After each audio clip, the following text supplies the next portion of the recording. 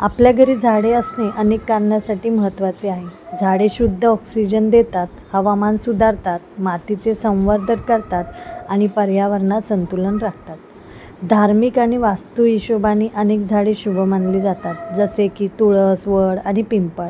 गोकर्णी, जी घरात सकारात्मक ऊर्जा आणि समृद्धी आणतात. त्यामुळे घराच्या बागेत किंवा घरात योग्य ठिकाणी झाडे लावणे फायदेशीर आहे. तर मंडळी, खूप जणींनी मला विचारलं होतं, तुमची गोकर्णी एवढी ग्रोथ कशी करत असते किंवा प्रत्येक वेळी तुम्ही नवीन नवीन लावत असता का? तर अजिबात नाही. तर माझ्या जी निळ्या कलरची गोकर्णी आहे ती एकदाच मी घेतली होती. त्याच्यानंतर अशा शेंगा येतात, तुम्ही बघू शकता, हिरवी शेंग असते.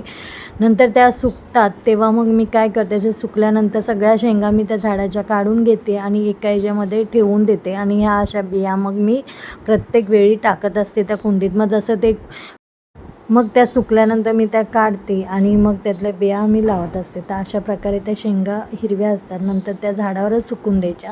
तर अशा प्रकारे मी पूर्ण गॅलरीमध्ये असं म्हणजे ते ग्रोथ होत जाते आणि लगेच ग्रोथ होते.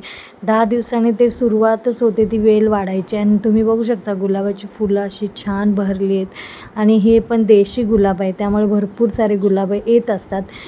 त्याच्यानंतर इथे खाऊचं पान आहे, तुम्ही बघू शकता. तर हे पान सुपारीसाठी शुभ आहेच, आपल्या देवाऱ्यात ठेवायचं असतं. मी ठेवतच असते आणि मनी प्लॅन्ट इथे ग्रोथ करते. आता छान असं ग्रोथ करते. नंतर दुसरी गॅलरी म्हणजे हॉलमधली जी गॅलरी, त्याच्यामध्ये तुळस ही शुभ आहे आणि वास्तू ह्याच्याने आपल्याला घरी तुळस असलीच पाहिजे. तर तुम्ही बघू शकता माझी तुळस किती हाईटमध्ये आहे, वर आहे. आणि हे मनी प्लॅन्ट तुम्ही बघू शकता की किती मोठं मनी प्लॅन्ट आहे.